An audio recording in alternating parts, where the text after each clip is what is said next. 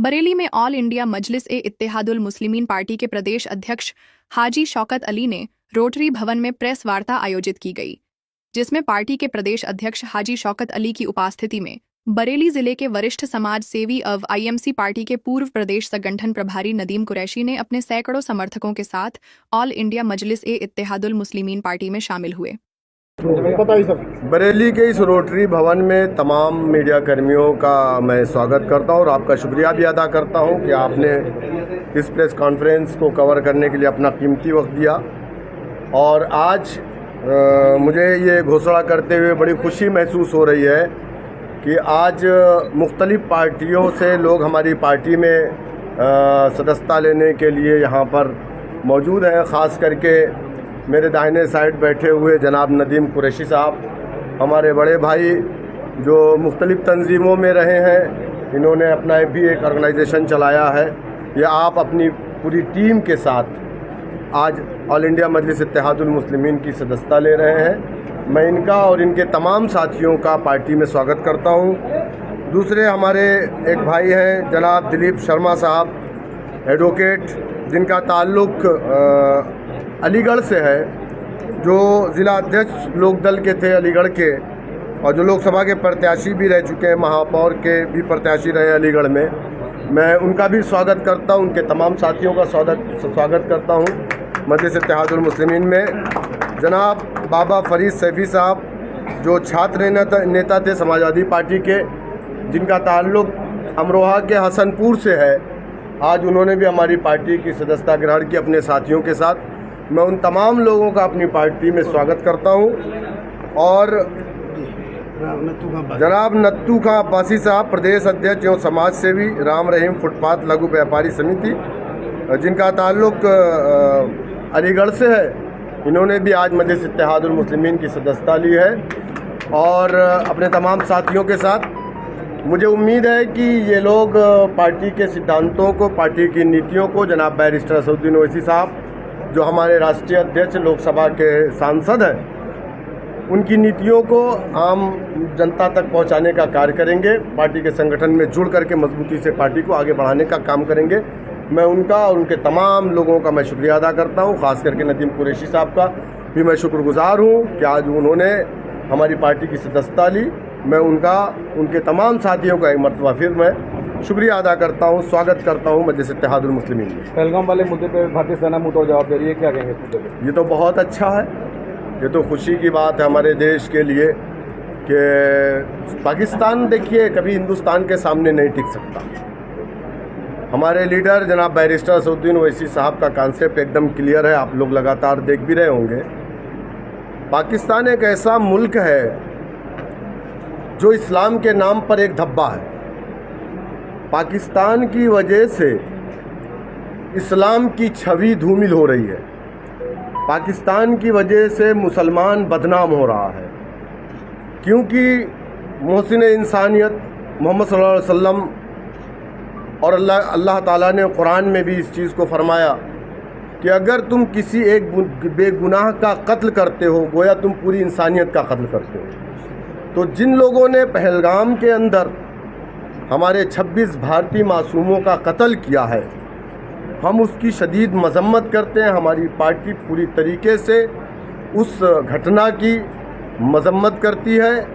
हम कभी भी आतंकवादियों का साथ नहीं दे सकते। हम कभी भी अपने देश के साथ खड़े हैं, अपने भारत के साथ खड़े हैं, अपने देश की सेना के साथ खड़े हैं। लेकिन मैं उन लोगों से भी कहना चाहूँगा कि उस घटना के बाद जिन लोगों ने जा कर के धर्म और मज़हब के नाम पर दूसरे लोगों को टारगेट किया, अगर वो लोग ऐसा कर रहे हैं तो पाकिस्तान के उस एजेंडे को वो लोग आगे बढ़ा रहे हैं, और वो भी किसी आतंकवादी से कम नहीं है। तो हमारे जो आंतरिक आतंकवादी हैं, उनको भी ये पैगाम पहुंचना चाहिए कि आप जो काम कर रहे हैं, इस देश को आप नुकसान पहुंचा रहे हैं, देश को कमज़ोर करने वाला काम आप कर रहे हैं। ये नहीं करना चाहिए। आज पूरा देश एकजुट है। मजलिस-ए-इत्तेहादुल मुस्लिमीन और हमारे कायद नकीब मिल्लत जनाब बैरिस्टर असदुद्दीन ओवैसी साहब पूरी तरीके से अपनी सेना के साथ, अपने देश के साथ हम खड़े हैं और खड़े रहेंगे इंशाअल्लाह ताला। मुस्लिम पर्सनल लॉ बोर्ड की बात की जाए तो बात कही है, जब पहलगाम में हमला हुआ तो उन्होंने किसी को पत्र नहीं लिखा, कितना सही मानते हैं इस पत्र को? देखिए, मुस्लिम पर्सनल लॉ बोर्ड का अपना स्टैंड है। मैं मुस्लिम पर्सनल लॉ बोर्ड का मेंबर नहीं हूँ, मैं उसका रुकन नहीं हूँ।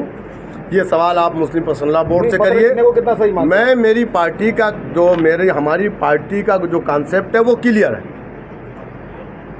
कि जो भी हो रहा है। देखिए, भारत ने जब पहली बार अटैक किया है तो उन 9 जगहों पर अटैक किया है जहां से आतंकवादी गतिविधियां चलाई जा रही थी, लेकिन उसके बाद से भारत ने दोबारा कोई अटैक नहीं किया, बल्कि पाकिस्तान ने भारतीय मासूमों को मारा। पुंछ के अंदर हमारे 15 से ज़्यादा लोग शहीद किए गए, जिसमें टोटल मुसलमान थे। मस्जिदों पर अटैक हुआ, मस्जिद तोड़ी गई, गुरुद्वारे को तोड़ा गया, सिखों को मारा गया।